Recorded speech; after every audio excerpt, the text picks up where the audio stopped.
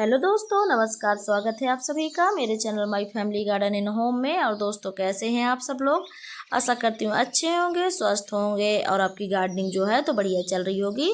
तो चलिए दोस्तों, शुरू करते हैं आज का वीडियो। और आज के वीडियो में मैं बताने वाली हूँ कि अगर आपने गर्मियों की सब्जी लगाई हुई है तो 20 से 25 दिन होने के बाद इन सब्जियों की केयर कैसे करनी है, इन बेलों की देखभाल कैसे करनी है, ताकि आने वाले समय में आपको बहुत अच्छी इन पौधों से सब्जियां मिल सकें। तो फ्रेंड्स, इस तरीके की आप लोग देख सकते हैं, ये मेरी कुछ लौकी की बेलें लगी हुई हैं। तो आज मैं इनकी करने वाली हूँ गुड़ाई। और गुड़ाई करके हमें डालना है इनमें खाद। तो इनकी कैसे केयर करना है और इस टाइम पे कौन सी खाद डालनी है, तो यहाँ पे मैंने लिया है गोबर की खाद। तो अगर आपके पास गोबर की खाद उपलब्ध हो तो अच्छी बात है, नहीं तो आप बर्मी कंपोस्ट डाल सकते हैं। बर्मी कंपोस्ट भी सेम काम करती है इन पौधों के लिए। तो खाद डालने के बाद आपको गुड़ाई करना है। और गुड़ाई फ्रेंड्स आपको करना है हर 15 से 20 दिन में।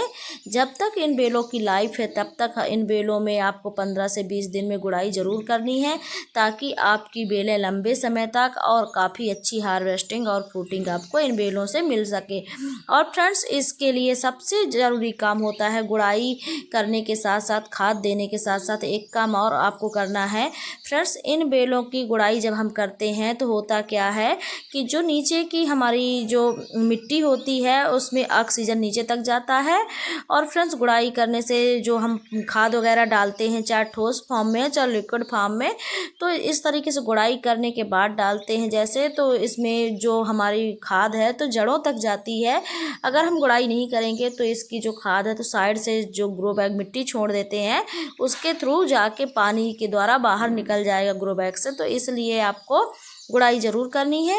और फ्रेंड्स, जो नीचे के पत्ते, दूसरा काम आपको इन बेलों में ज़रूर करना है, जो नीचे के पत्ते हैं इनको ज़रूर हटाना है फ्रेंड्स। कि अगर आपने नीचे के पत्ते नहीं हटाए तो बहुत बड़ी गलती हो सकती है ये पौधों के लिए। क्योंकि फ्रेंड्स, आमतौर पे आपने देखा होगा कि जो नीचे के पत्ते होते हैं, जब हम प्रेशर से पानी देते हैं या तेज़ी से पानी डालते हैं तो पानी डालते वक्त हमारे पौधों की पत्तियों में छींटे आ जाते हैं या मिट्टी लग जाती है। तो सारी पौधों में जो बीमारी होती है, सारी बीमारी सबसे पहले पत्तों से ही स्टार्ट होती है। तो आपको नीचे के जो पत्ते हैं तो सारी बेलों के हटा देना है। तो इस तरीके से जब पत्ते नीचे के आप हटा देंगे तो उतनी ज़्यादा चांसेस नहीं रहेंगे आपके पत्ते में फंगस लगने के। तो ये इस बात का विशेष ध्यान रखना है। और तीसरी बात फ्रेंड्स, आपको ध्यान रखना है, इन बेलों को जब भी इस तरीके से इतनी बड़ी बेलें हो जाएं तो इनकी खरपतवार को ज़रूर हटाते रहना है। खरपतवार अगर आप नहीं हटाएंगे तो आधे से ज़्यादा जो पोषक तत्व होते हैं तो हमारे खरपतवार ही खा जाते हैं। इसलिए हमको समय समय पे इनको हटाना ज़रूरी होता है। आप चेक करते रहें कहीं आपके पौधों में।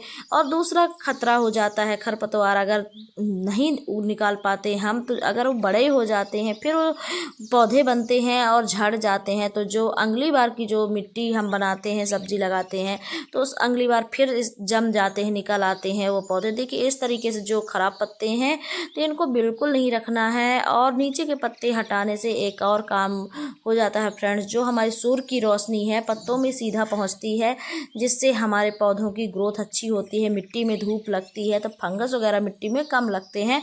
और एक काम और कर सकते हैं फ्रेंड्स, कि जैसे ही इन पौधों में आपको ज़्यादा फंगस दिखे, अगर पौधे अच्छे भी चल रहे हैं तब भी आपको इसमें नीम ऑयल का 15 से 20 दिन में ज़रूर स्प्रे करना है। थोड़ा सा नीम ऑयल में पानी ज़्यादा मिलाएं। कई बार करते क्या है हमारे फ्रेंड्स, कई बार हो जाता है कि नीम ऑयल की मात्रा ज़्यादा कर देते हैं, पानी की कम, इससे कई बार पौधों को नुकसान हो सकता है। थोड़ा सा कम रहेगा तो चलेगा, आप अगली बार फिर से स्प्रे कर सकते हैं। लेकिन अगर ज़्यादा हो गया तो आपके पौधे को नुकसान हो सकता है। और यहाँ पे फ्रेंड्स, मैंने कुछ सब्जियां जो है तोड़ के रखी हुई है। कुछ चेरी टमाटर आज तोड़े हुए हैं। चेरी टमाटर बहुत सारे लगे हुए हैं, कुछ भाजी भी हार्वेस्ट की हुई हैं। तो ये अभी हाल ही में मैं गार्डन के काम करते करते जो सब्जियां हार्वेस्ट की हैं तो उन्हीं को हार्वेस्ट करके रखा हुआ है। तो इस तरीके की अगर आप भी सब्जियाँ हार्वेस्ट करना चाहते हैं तो इस तरीके से आप कर सकते हैं। और फ्रेंड्स, अगर आप चाहते हैं कि जो सब्जियां लगाई हैं उसी में आपको गर्मियों के सीज़न में मल्चिंग ना करना पड़े, तो उसके लिए एक और काम कर सकते हैं। जो जैसे भाजी है, पालक है, धनिया है, इस तरीके के सीड हैं जो थोड़े थोड़े से, तो इनको डालना ज़रूरी होता है। तो बीच बीच में आप सीड डाल देंगे तो जो आपके पौधों के साथ ये पौधे भी उगेंगे, तो इससे आपके गार्डन में हरियाली भी रहेगी, आपको हार्वेस्टिंग भी ज़्यादा से ज़्यादा मिलती जाएगी और मल्चिंग की उतनी ज़रूरत नहीं होगी, क्योंकि धूप पौधों में सीधे तरीके से नहीं जाएगी। अब देखिए कुछ इस तरीके के पौधे भी लगे हुए हैं मेरे गार्डन में।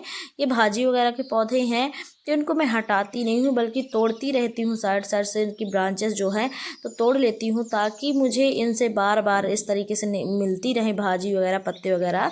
और इससे होगा क्या कि मुझे एक तो हार्वेस्टिंग मिलती रहेगी, दूसरे जो मेरे पौधों में खरपतवार हैं तो दूसरे खरपतवार को हटा देती हूँ और इनको छोड़ देती हूँ, बचा लेती हूँ।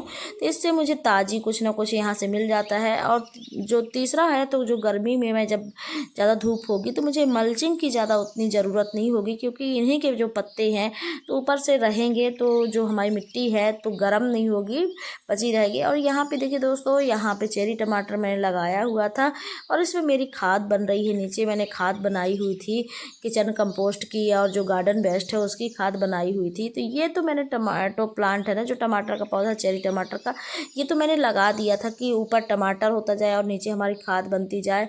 तो देखिए यहाँ पे सारी जगह मैंने आज गोबर की खाद पहले डाल दिया है और उसके बाद सारे पौधों में गुड़ाई कर दिया है। अब इसके बाद मैं दूसरे दिन इसमें फ्रेंड्स जो है सरसों खली का लिक्विड खाद देने वाली हूँ, क्योंकि अभी इन पौधों में बहुत ज़रूरत है खाद की, खासकर बेल वर्गीय सब्जियों में तो ज़्यादा ज़रूरत होती है। देखिए यहाँ पे कुछ ना फ्रूटिंग थोड़े थोड़े से होने लगी है, ककड़ी वगैरह, खीरा वगैरह में, तो इस टाइम पे इनको बहुत ध्यान देने की ज़रूरत है। देखिए इस तरीके से जहाँ जहाँ भाजी मुझे दिखती है तो मैं निकाल लेती हूँ। और फ्रेंड्स ध्यान दें, देखिए यहाँ पे मैरीगोल्ड के पौधे दिख रहे होंगे, कुछ बीज मैंने डाले थे बीच बीच में, क्योंकि काफ़ी हद तक ये हमारे पौधों को रोगों से बचा लेते हैं। तो बीच बीच में कुछ मैरीगोल्ड के मैंने प्लांट लगाए हुए हैं, पौधे यानी कि बीज डाले हुए थे। इससे होगा क्या कि जब इसमें फ्लावरिंग होगी तो हमारे जो ये बेल वर्गीय सब्जी है इनमें पॉलिनेशन अच्छा होगा और जो फ्रूटिंग है तो काफ़ी अच्छी होगी। इसलिए मैरीगोल्ड लगाना भी ज़रूरी है, तो मैं इसलिए भी लगा देती हूँ फ्रेंड्स। तो दोस्तों आज का वीडियो अच्छा लगा हो तो लाइक करिएगा, चैनल पे अगर आप पहली बार आ रहे हैं सब्सक्राइब करिएगा। तब तक के लिए thank you, bye bye, happy gardening.